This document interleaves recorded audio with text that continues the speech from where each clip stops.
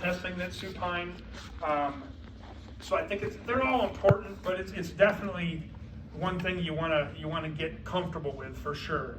So I'll go through and do this. Let's just kind of talk about it, and then I think they want to record it, so we'll get somebody up here and go through the stuff. So first thing I look at when I'm in supine is pec minor. See how high the acromion is off the table. Shirley Sarman, who was at WashU, would say greater than an inch, but I think you need to, off the table is pathologic, and it's too tight. You need to stretch it, basically.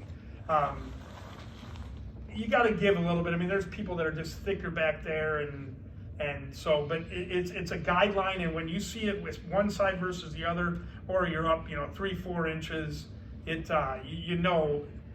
probably need to look at the pec minor, and the pec minor is a huge problem in a lot of people, so something to make sure of. So I'll do some of my palpation from this point here. I'll look at the AC joint. I'll look at the long head of the biceps. I actually palpate the posterior capsule. This way you could do it in sitting, you can do it in standing. I just try to do it all at once.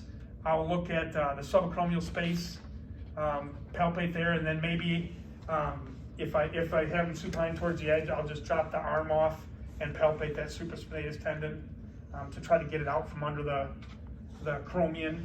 You can also do that in sitting. It's a really easy one to do in sitting. I just like to get my palpation kind of either out of the way here. If I'm really worried about incriminating something, sometimes I hold it till the end to make sure it doesn't bias me. There are some studies that show that if you palpate something that's tender, you kind of focus on that too much. So, again, to each his own. But all right, so then we already did active range of motion standing, right?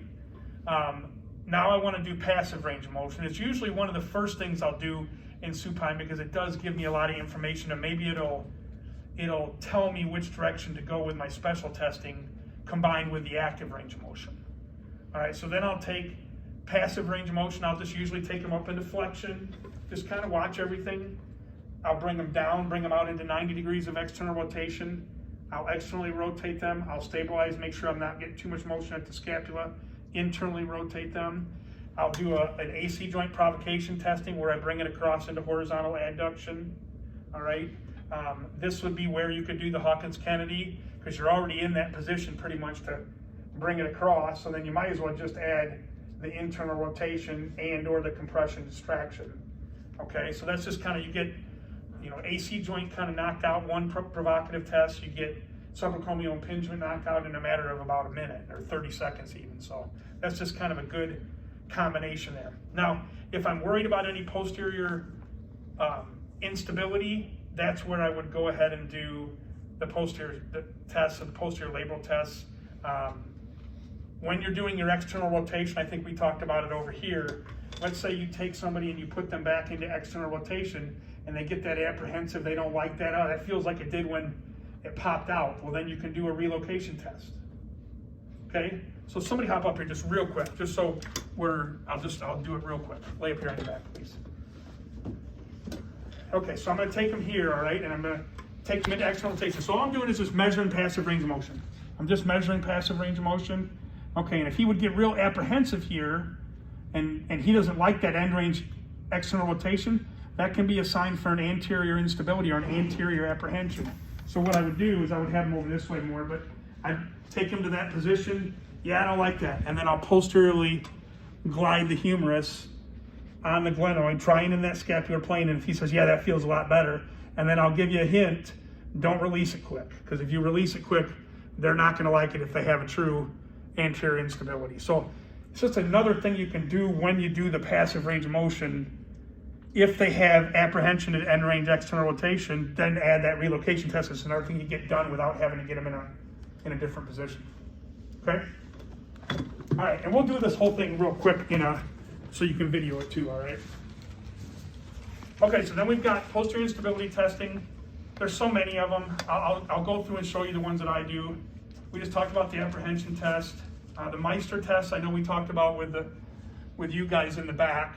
We'll go over that. That's for an internal impingement. So does everybody remember the difference between internal impingement and subacromial impingement? Where do you see internal impingement with? almost always throwers. Almost always. I have had a few, and I don't know if it's a true internal impingement, but it's a chronic aggravation of the posterior superior labrum, the posterior superior cuff, because it gets vein between the head of the humerus and that posterior superior glenoid when they're constantly reaching back to get into their slot. So it's usually overhead athletes that you see that in, but it's completely different. That's where we talked about the bursal side. So the bursa is on the top. It's between the rotator cuff and bicep tendon and the acromion. That's bursa usually allows gliding. The articular side, meaning the joint side, is internal impingement. So that's probably going to be maybe something you'll see again on a test or something, the difference between subacromial impingement syndrome and internal impingement, because you are going to see it in the literature, and you'll see it in doctor's notes a lot if you're working with athletes at all. Okay, so then bicep load 1 and 2. The difference between the bicep 1 and bicep 2, to my knowledge, is you're fully supinating when you're resisting. You're fully supinating, but you're resisting in shoulder at 90 degrees, and then the second one, they bring it up to the bicep load 2 test, they bring it up to 120, I believe. Okay, I just kind of do it at different angles, to be honest with you. And especially if it's not painful, I might start it at 90 and then just work up 5 or 10 degrees at a time and do the same test. So I'm almost trying to hit that range depending upon where they have it at. So I don't really pay attention to whether it's a bicep load 1 or 2, but you guys probably should. Then the compression rotation test, it's kind of like a scour.